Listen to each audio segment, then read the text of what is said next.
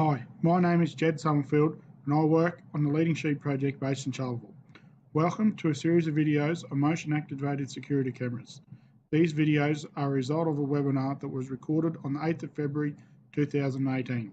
This short video titled How to Look at Thousands of Photos Quickly is number 5 in a series of 6 short videos. I made this video to be watched multiple times. I don't expect anyone to watch the video and be able to use and follow it the first time. Please don't get discouraged if you look at it 2 or 3 times and still can't quite get it to work. Just watch the video again and stop and pause it as you work through it on your computer, and we should be able to get you there. So it's a 6-minute video and I'll just start it now for you.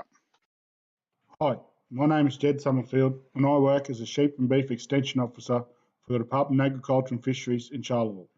In this short video, I'll be demonstrating how I use Microsoft Movie Maker to review thousands of photos captured by motion-activated security cameras.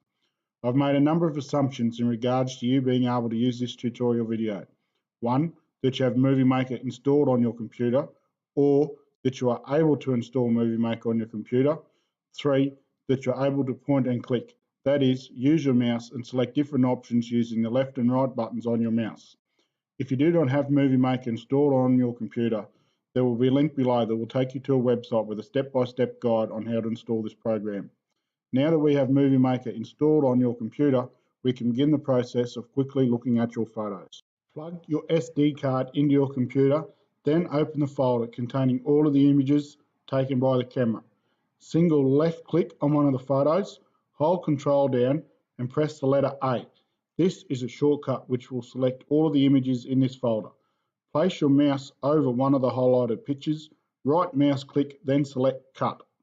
On your desktop, right click, then select New Folder.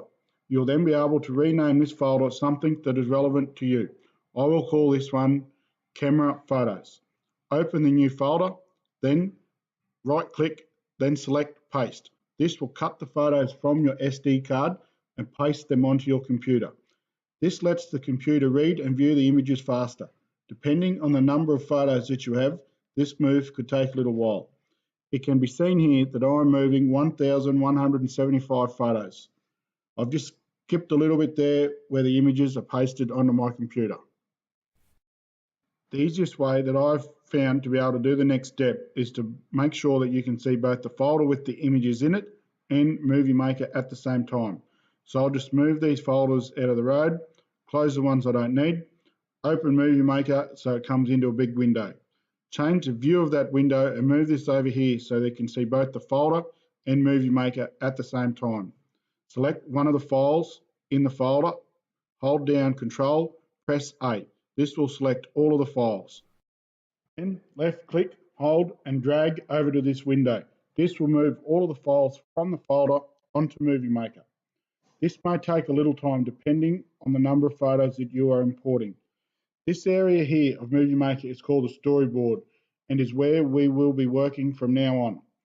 You'll know when your images have uploaded onto Movie Maker when you can see a small copy of them here like this.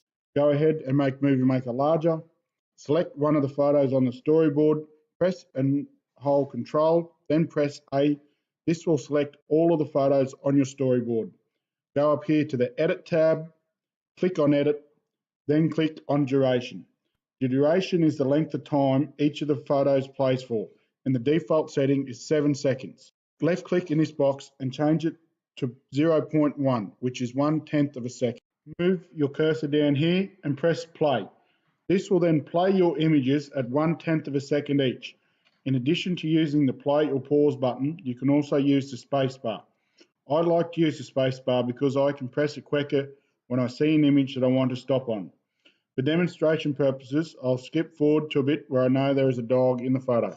When you see a picture of the dog, press the space bar as quickly as you can to pause the video. I like to have my finger resting on the space bar ready to go.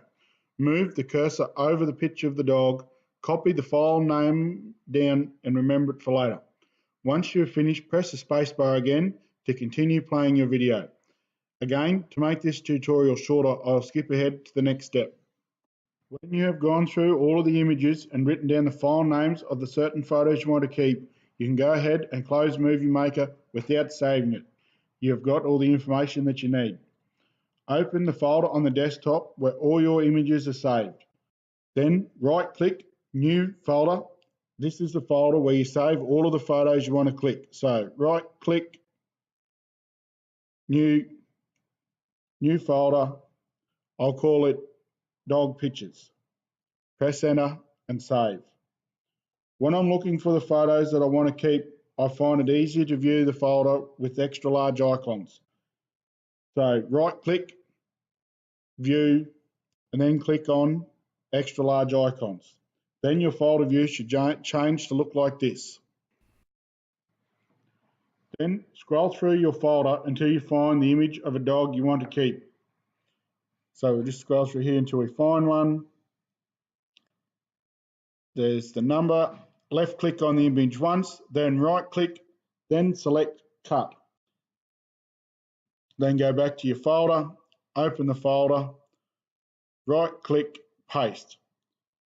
This will cut the image from your larger folder with all the photos in it and paste it into the folder with the images you want to keep. Repeat this cut and paste process with the rest of the images in this folder. You'll end up with a small number of nice photos in your dog picture folder and the rest of the photos that the camera's taken in your camera photo folder. Again, to make this tutorial a bit shorter, I'll skip ahead. At the end of this process, you'll have two folders, one with the selection of nice photos that you want to keep, and the other with all the other photos that your camera's taken. There are now a number of different options available to you, including deleting all the other photos. Thank you for watching this short video.